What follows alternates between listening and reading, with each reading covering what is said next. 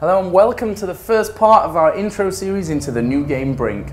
Over the next 5 episodes we'll be breaking down everything you need to know to get off to a flying start in one of 2011's most hotly anticipated titles. We'll be telling you about the storyline, about the single, cooperative and multiplayer modes, and also talking about the weapons, the combat system and the movement system as well. After all, BRINK is not just a kill or be killed first-person shooter, it's also a lot about the movement. It's based on parkour and it's a super innovative system that you've never seen before in first-person shooters. So all that remains to be said is let's get into the Ark.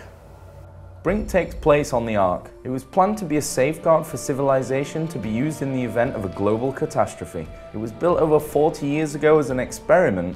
It's a self-sustaining city of the future, far away from civilization.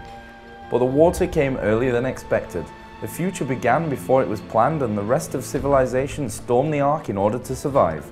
After the world as we knew it fell to pieces, tens of thousands of refugees saved their lives by getting onto the Ark. But there were too many people on a small island. To attempt a sustainable system, the Ark was divided. The refugees became the resistance. Living with disease, being thirsty and not having enough food, they wanted a change. They wanted to get away from the Ark to ensure their survival. The security had only one target: establish order to make life on the Ark possible. To put down the revolution, they had to fight hard. Faster than anyone expected, the future became the present on the Ark. Think about it and make your own decision. If you want to back the order and push down the resistance, and because you think that living on the Ark in freedom is much better than searching for more life on the rest of the planet, choose the security to be your side and bring them onto the battlefield. Is your only thought how to get away from the Ark?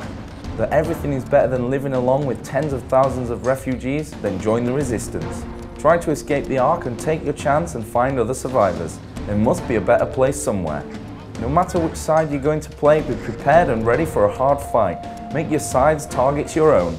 Your team needs your total dedication. Get onto the battlefield, clear the missions and reach your target. So what is BRINK, you might be asking yourself? Well, quite simply put, it's a first-person shooter that matches seamlessly the single-player, cooperative and multiplayer modes so that one minute you can be sat at home all alone playing single-player, the next minute your friend calls you and says, hey, let's play some BRINK, and within seconds you could be matched up perfectly in a cooperative or multiplayer game. The story all takes place in one of man's greatest structural accomplishments, the Ark, and the two warring factions that you'll get to play within BRINK, the security and the resistance. So, after the first few hours of playing BRINK, you guys probably want to know what I feel about the game so far. Well, I can say I am 100% impressed. The atmosphere when you're playing, the settings, the Ark as a whole, just an absolutely amazing setting to play a first-person shooter in. So, aside from the look and the feel of the game, you guys probably want to know, how is the gameplay? Well, so far I've not been let down once, and the smart system in particular is the real highlight of BRINK. The moves that you can pull off, for me who enjoys games like Quake and other fast-paced FPSs, you can tell that in just a short amount of time we're going to be seeing some absolutely insane moves from the top players, and of course getting into there at the entry level you can do the same as well. Overall, I have to say, so far BRINK is great.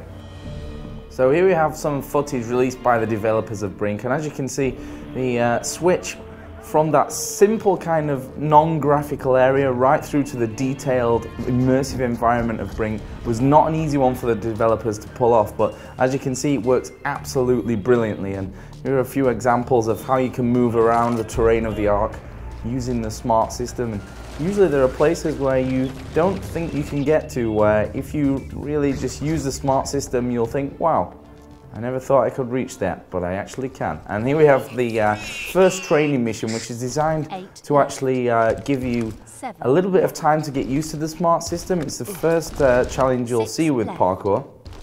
This is actually me playing the third of the parkour challenge, which is the hardest one, and you don't have so much time to go around.